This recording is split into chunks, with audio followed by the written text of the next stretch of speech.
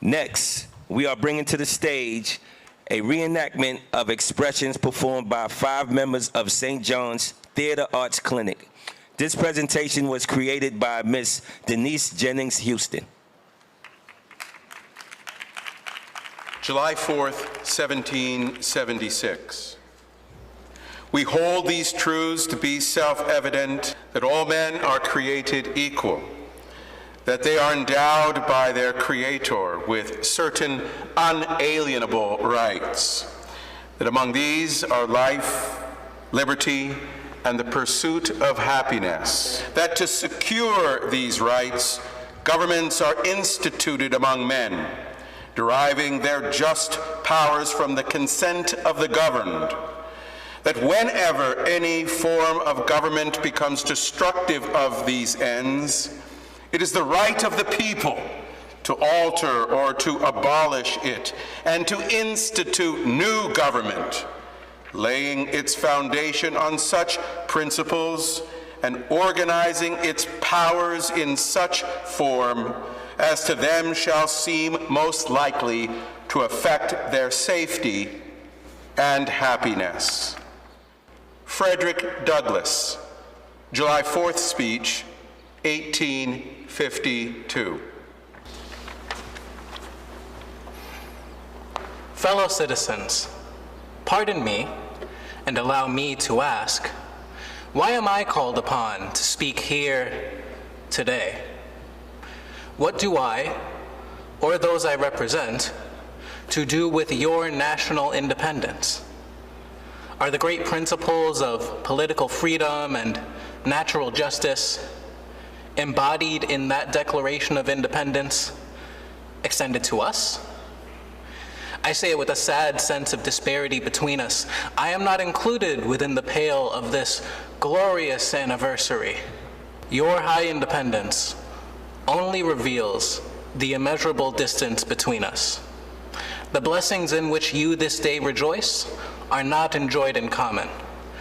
The rich inheritance of justice, liberty, prosperity, and independence handed down by your fathers is shared by you, not by me.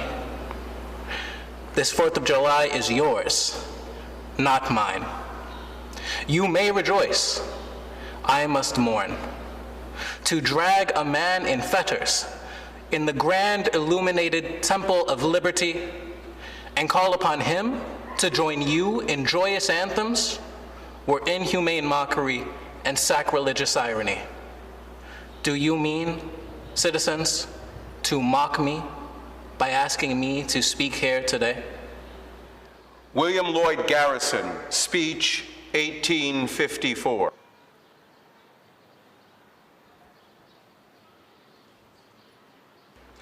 I am a believer in that portion of the Declaration of American Independence in which it is set forth as among certain self-evident truths that all men are created equal, that they are endowed by their Creator with certain inalienable rights, that among these are life, liberty, and the pursuit of happiness.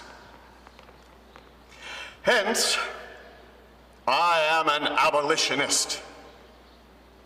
Hence, I cannot but regard oppression in every form, and most of all that which turns a man into a thing, with indignation and abhorrence. Convince me that one man may rightfully make another man his slave, and I will no longer subscribe to the Declaration of Independence. Convince me that liberty is not the inherent birthright of every human being of whatever complexion or clime, and I will give that instrument to the consuming fire. I do not know how to espouse freedom and slavery together. No compromise with slavery. Liberty for each, for all, forever. Man over all institutions, and the sovereignty of God over the whole earth. Shirley Chisholm, Presidential Candidacy Speech, 1972. I stand before you today a candidate for the Democratic nomination for the presidency of the United States of America. I'm not the candidate of Black America, although I am Black and proud. I'm not the candidate of the women's movement in this country, although I am a woman and I'm equally proud of that. I'm not the candidate of any political bosses or fat cats or special interest. I am the candidate of the American people, and my presence before you today symbolizes a new era in American political history. I have always earnestly believed in the great potential of America, an effective testimony to the longevity of our cherished Constitution and its unique Bill of Rights, which continues to give to the world its inspirational message of freedom and liberty. I stand before you today to repudiate the ridiculous notion that the American people will not vote for a qualified candidate simply because he's not white or because she is not a male.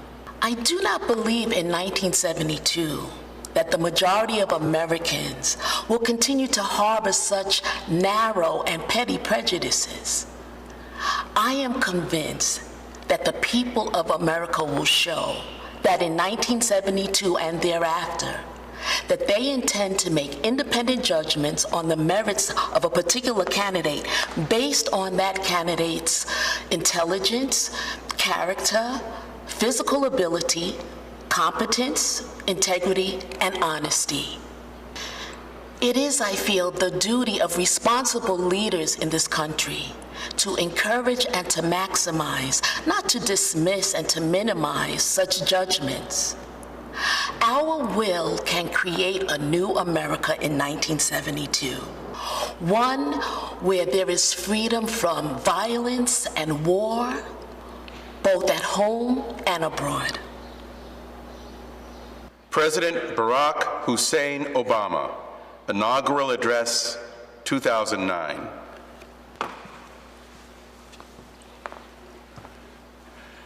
My fellow citizens, I stand here today humbled by the task before us, grateful for the trust you've bestowed, mindful of the sacrifices borne by our ancestors.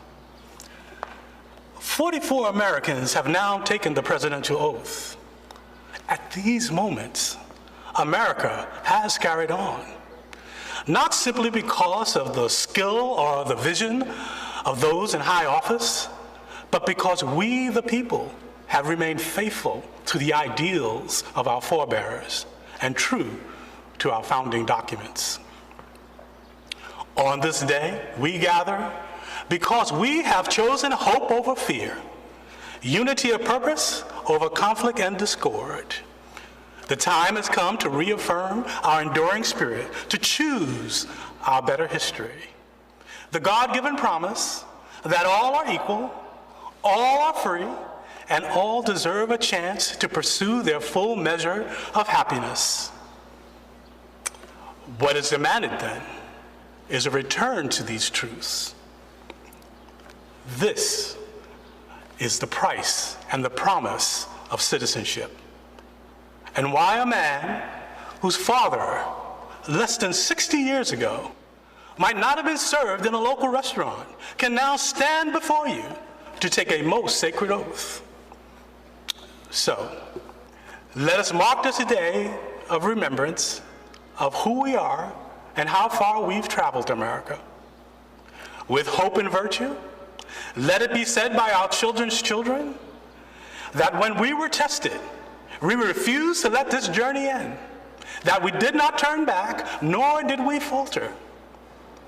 And with eyes fixed on the horizon and God's grace upon us, we carry forth that great gift of freedom and deliver it safely to future generations. Thank you, God bless you, and God bless the United States of America.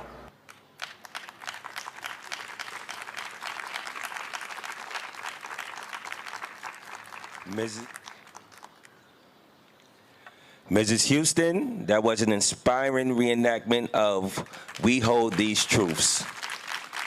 Thank you to Pastor John Nunez, who narrated the Declaration of Independence, Joshua Steele as Frederick Douglass, Vicar Sean Deming as William Lloyd Garrison, Deneise Houston as Shirley Chisholm, and Charles Houston as former President Barack Obama.